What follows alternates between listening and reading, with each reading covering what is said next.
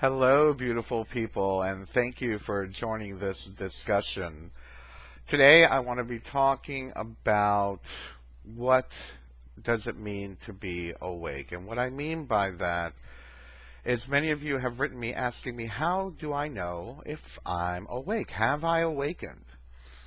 And let me start by giving you my personal example. I believe that the awakening happens on many different levels, and to simplify the definition, let us just say that the awakening is that little glimpse beyond the illusion of life that you may have always known to be. In other words, you've lived your life a certain way for so many years, and then suddenly you get a little peek at the illusion of it all, whether the illusion of it is your very being, your soul, whether it be energy, whether it be from the paranormal aspect, it could be geopolitical, where you've awoken to the illusion of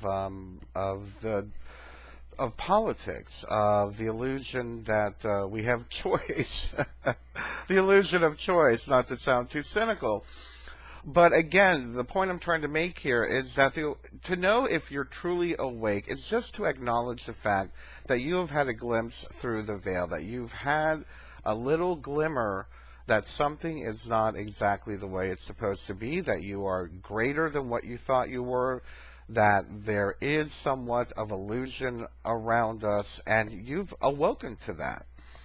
This is not to confuse awakening with enlightenment. A lot of people, they're like, oh, well, I'm awake. But yeah, awaken to what? Awakening is only the first step. I think many of us get caught up in the idea that we have awoken and think that we've achieved enlightenment, attained nirvana. The awakening is merely just the glimpse through the veil of the illusion of life, of the illusion of who we think we are. The awakening, just like waking up in the morning, it's the beginning of your day. I'm very grateful for all of us who have had the awakening. Now we can start getting to work. And what I mean by that is to start aligning with that which you are drawn to.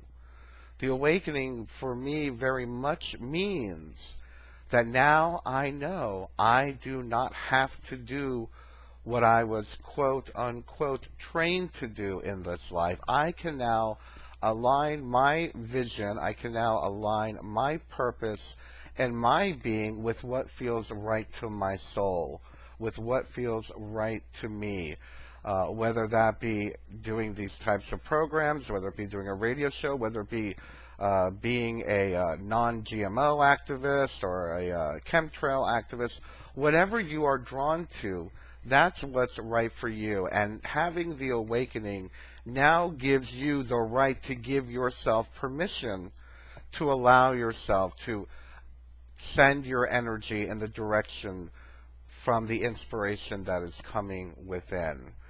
The awakening is only the beginning. The awakening gives you the permission to start aligning with your truth, your higher truth. And that's not to say that things aren't going to change along the way. Many times we find ourselves changing. Our spirit changes, I should say. Our spirit changes, our what we're drawn to changes, our attitude changes.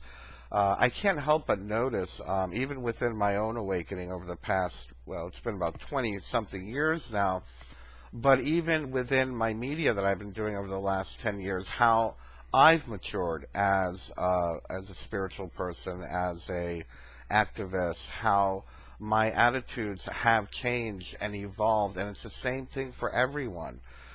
Going back to the idea that awakening is the beginning, well, now we take the baby steps, then we begin to grow, then we begin to mature until we're a fully evolved, enlightened individual. But it's okay for your attitudes to change after your awakening. It's okay for you not to get stuck in one mindset, one discipline, one thought of how things are. It is meant to be flexible. It is meant to give you the permission to be fluid, to be cyclical. It's not linear logical. It's actually quite illogical, because once we've awoken to our intuition, once we've awoken to what feels right for us in our spirit, a lot of it may not make sense to us. And in the beginning, a lot of people are scared of what they're feeling. A lot of people are very angry and very outraged of what they've discovered is going on the planet, what's going on, what's happened to them in their lives, how we've been manipulated, how we've been psychically oppressed, for lack of a better term. So there is a lot of outrage, and we do grow through that. We will move through that. We will find out sooner or later that the outrage was a motivator, but yet you don't want to get stuck in the outrage. You don't want to get stuck in the anger, and you don't want to get stuck in any one issue. Yes, if something is calling your attention right now, pay attention to that. Allow yourself to pay attention to that.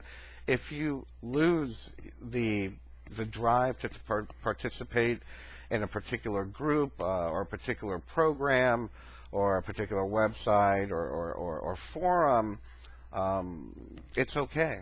It's okay. We are constantly evolving. We are constantly changing. And again, the awakening is seeing through that veil, and it is a constant awakening. It doesn't end. Those layers of the onion are going to keep peeling away and peeling away and peeling away until eventually you find who your true self really is.